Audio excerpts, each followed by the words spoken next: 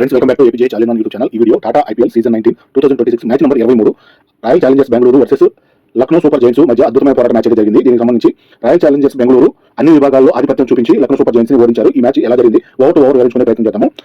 Royal Challengers Bengaluru home ground Bengaluru Chinnaswamy స్టేడియంలో Lucknow Super Giants కి ఆతిథ్యం ఇచ్చి ఆడుతున్న మ్యాచ్.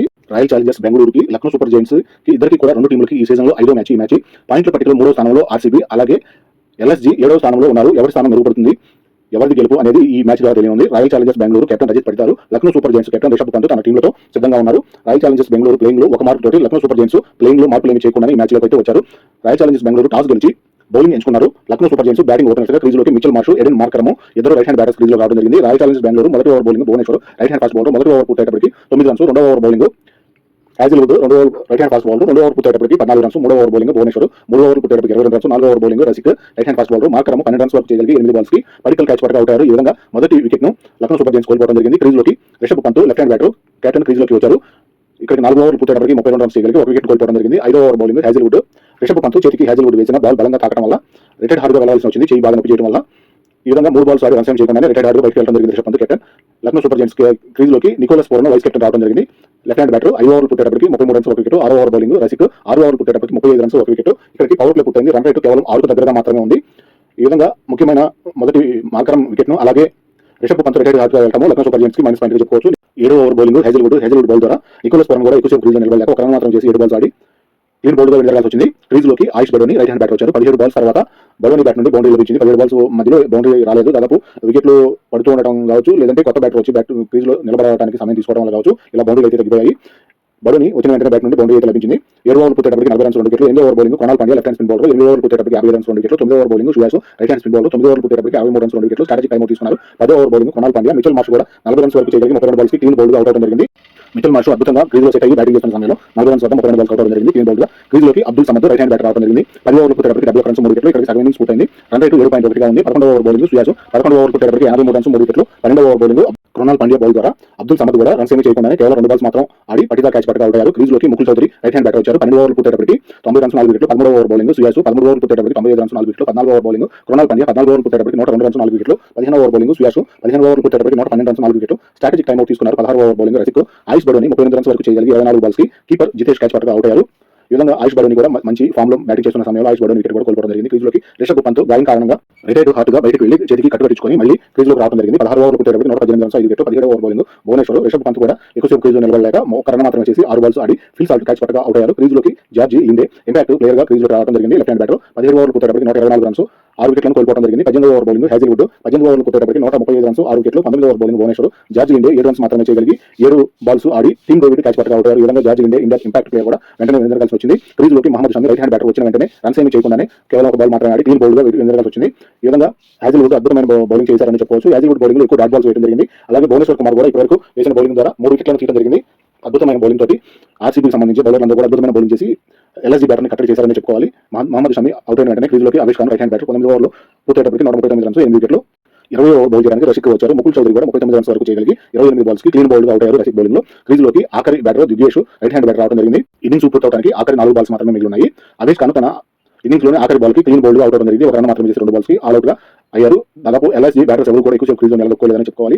ఈ విధంగా 20 ఓవర్లు పూర్తయ్యేటప్పటికి 146 రన్స్ మాత్రమే చేయగలిగి ఆల్ అవుట్ గా చేయడం జరిగింది. ఈ విధంగా ఆర్సీబీ బౌలింగ్ అద్భుతంగా జరిగిందని చెప్పుకోవచ్చు. బ్యాటింగ్ పరంగా చూసినట్లయితే మిచెల్ మార్ష్ 40 రన్స్ 32 బాల్స్ కి, ఆయుష్ బడోని 38 రన్స్ 24 బాల్స్ కి, ముకుల్ చౌదరి 39 రన్స్ 28 బాల్స్ కి మాత్రం చేయగలిగారు. ఎక్స్ట్రా రూపంలో 7 రన్స్ లభించాయి. బౌలింగ్ పరంగా చూసినట్లయితే రషిక్ అద్భుతంగా బౌల్ చేసి 4 వికెట్లు తీయడం జరిగింది. భువనేశ్వర్ కుమార్ కూడా 3 వికెట్లు తీయడం జరిగింది. కృణాల్ పాండ్యా 2 వికెట్లు, హ్యాజిల్వుడ్ 1 వికెట్ చొప్పున అద్భుతమైన బౌల్ ద్వారా లక్నో సూపర్ జైంట్స్ బ్యాటర్స్ అందరినీ కూడా ఆలో చేయడం జరిగింది. వికెట్ల పతనం చూసినట్లయితే 32 వద్ద మొదటి వికెట్, 35 వద్ద రెండో వికెట్, 71 వద్ద మూడో వికెట్, 83 వద్ద 118, 124, 137, 137, 145, 146గా ఈ విధంగా 20 ఓవర్లు పూర్తయ్యేటప్పటికి 146 రన్స్ మాత్రం చేయగలిగి ఆల్ అవుట్ గా వెనుకబడాల్సి వచ్చింది. లక్నో సూపర్ జైంట్స్ బ్యాటర్స్ అందరూ కూడా ఆర్సీబీ బౌలింగ్ దాడికి తట్టుకోలేకపోయారని చెప్పుకోవాలి.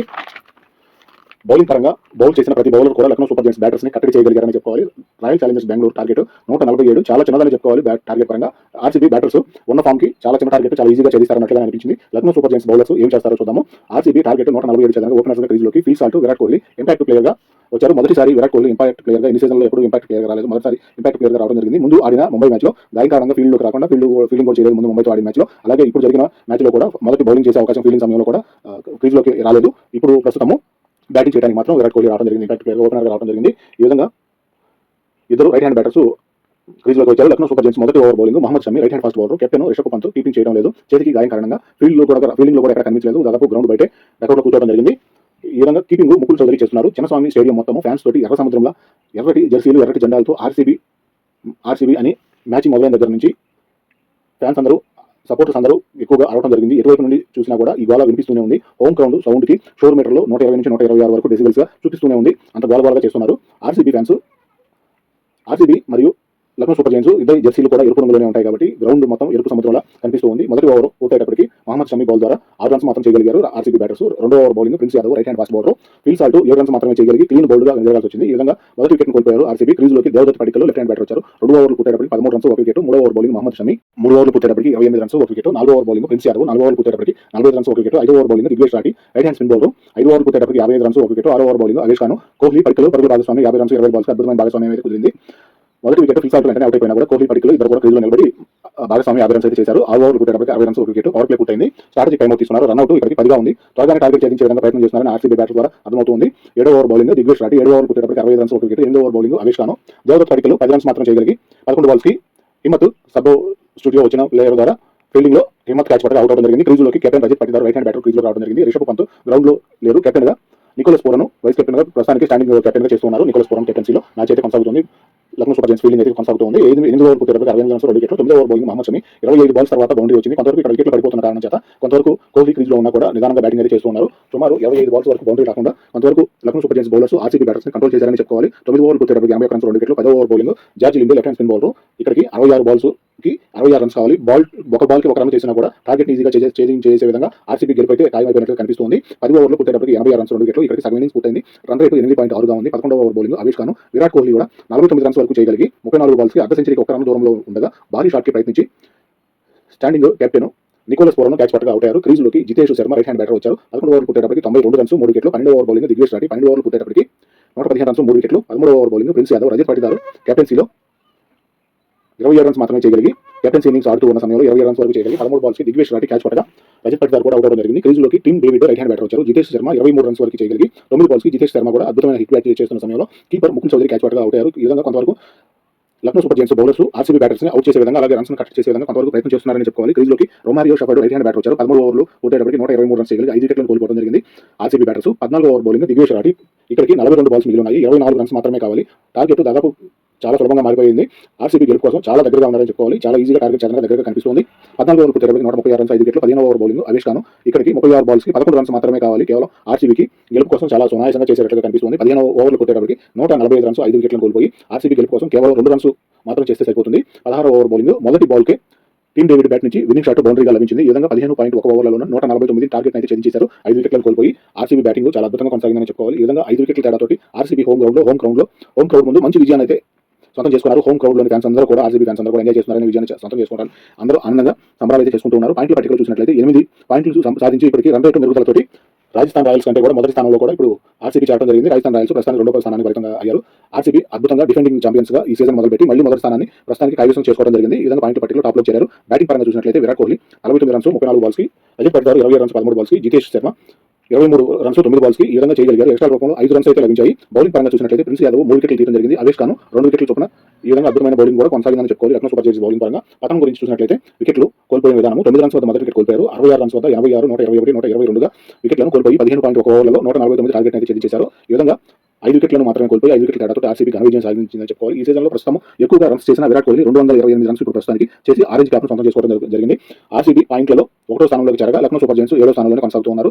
ఆర్సీబీ అన్ని విభాగాల్లో బ్యాటింగ్ బౌలింగ్ లో మంచి ప్రదర్శన చూపించి మంచి గేమ్ ప్లాన్ తోటి ఆల్రౌండ్ ప్రదర్శన చూపించారని చెప్పుకోవచ్చు. ఈ విధంగా లక్నో సూపర్ జైంట్స్ బ్యాటింగ్ పరంగా తక్కువ రన్స్ ఇచ్చి టార్గెట్ తక్కువలోనే కట్టడి చేయగలిగి అలాగే ఆర్సీబీ బ్యాటర్స్ కూడా టార్గెట్ త్వరగానే ఛేదించారని చెప్పుకోవచ్చు. ఆర్సీబీ బౌలింగ్ బ్యాటింగ్ అద్భుతంగా కొనసాగిందని చెప్పుకోవాలి. ఈ విధంగా టార్గెట్ ఛేదించి పాయింట్ల పట్టికలో టాప్ లో నిలిచారు. Player of the match award Josh Hazlewood తన బౌలింగ్ లో 4 ఓవర్లు బౌల్ చేసి 20 రన్స్ మాత్రం ఇచ్చి 1 వికెట్ తీసినందుకు గాను ముఖ్యంగా తను వేసిన బాల్లో 13 బాల్స్ డాట్ బాల్స్ గా వేసి హేజిల్వుడ్ కి player of the match award అందుకోవడం జరిగింది. ముఖ్యంగా తను చేసిన 13 డాట్ బాల్స్ కి ఒక బాల్ కి 19 మొక్కల చొప్పున నాటుతున్నారు కాబట్టి ముఖ్యంగా ఈ టాటా మరియు బీసీసీఐ ఇద్దరు సంయుక్తంగా నిర్వహిస్తున్న ఈ డాట్ బాల్స్ నిర్వహించే విధానం దీనికి సంబంధించి మొక్కలు నాటే విధానం చాలా అద్భుతంగా కొనసాగుతుందని చెప్పవచ్చు. ప్రతి మ్యాచ్ లోనూ టాప్ బౌలర్ వేసిన డాట్ బాల్స్ లెక్కించి దానికి తగ్గట్టు అవార్డులు ఇస్తూ మొక్కలు నాటుతూ పర్యావరణాన్ని కూడా రక్షిస్తున్నారని చెప్పుకోవచ్చు. ఈ విధంగా 13 డాట్ బాల్స్ వేయడం జరిగింది. తను వేసిన 4 ఓవర్లలో 13 డాట్ బాల్స్ అంటే సుమారు 2 ఓవర్ల పైగా తను డాట్ బాల్స్ వేయడం అద్భుతంగా కొనసాగిందని చెప్పుకోవచ్చు. తన బౌలింగ్ లో ఈ విధంగా Hazlewood player of the match award అందుకున్నారు. ఇలాగే ప్రతి మ్యాచ్లో కూడా ప్లేయర్ ఆఫ్ ది మ్యాచ్, అలాగే సూపర్ స్ట్రైక్ రేట్ పరంగాను, అలాగే ఎక్కువ ఫోర్స్ ఎక్కువ సిక్స్లు చేసిన విధానంగాను, ఏంజిలో 1 సూపర్ సిక్స్లకి ఇలా ప్రతి ప్లేయర్కి కూడా మంచి మంచి అవార్డులు ఇస్తూ ప్రోత్సహిస్తూ వస్తున్నారు. ఈ విధంగా టాటా ఐపీఎల్ మ్యాచ్లకు సంబంధించి లీగ్ మ్యాచ్లు అయితే కొనసాగుతున్నాయి. ముఖ్యంగా పాయింట్ పట్టిక పరంగా చూసినట్లయితే మొత్తం 10 ఫ్రాంచైజీ జట్లు ఆడుతున్నారు కాబట్టి టాప్ 4లో ఉన్న టీంలకు మాత్రమే, మొదటి 4 స్థానాల్లో ఉన్న వాళ్ళకి మాత్రమే తర్వాత ప్లే ఆఫ్స్ ఆడే అవకాశం ఉంటుంది. కాబట్టి ఈ విధంగా రన్ రేట్ పరంగా చూసుకున్నా కూడా ప్రతి టీం కూడా తక్కువ రన్స్ కి మొదటి బ్యాటింగ్ లో కట్టడి చేసి, లేదా మొదటి బ్యాటింగ్ లో ఎక్కువ రన్స్ చేసి తర్వాత రెండో బ్యాటింగ్ చేస్తున్న వాళ్ళని కూడా వెంటనే అవుట్ చేసే విధంగా, ఈ విధంగా టార్గెట్ ఛేదించే విధానంలోనూ అలాగే కట్టడి చేసే విధానంలోనూ రన్ రేట్ అనేది ప్రతి మ్యాచ్ లో కూడా బాల్ టు బాల్ అవుట్ ఉంటుంది. కాబట్టి ఈ విధంగా అద్భుతంగా మ్యాచ్ల పరంగా పోరాడి ప్రతి ప్లేయర్ కూడా తమ ప్రాణం పెట్టి మ్యాచ్ ఆడుతున్నారని చెప్పుకోవాలి. ఈ విధంగా టాటా ఐపీఎల్ సీజన్ సంబంధించి లీగ్ మ్యాచ్లు అయితే కొనసాగుతున్నాయి. ఇప్పటివరకు ప్రస్తుతం 23 లీగ్ మ్యాచ్లు పూర్తవడం జరిగింది. తర్వాత వచ్చే మ్యాచ్లు కూడా నేను ఎప్పటికప్పుడు అప్డేట్ అందిస్తూ ఉంటాను. ఇది వీడియో ముగిస్తున్నాను. థాంక్యూ.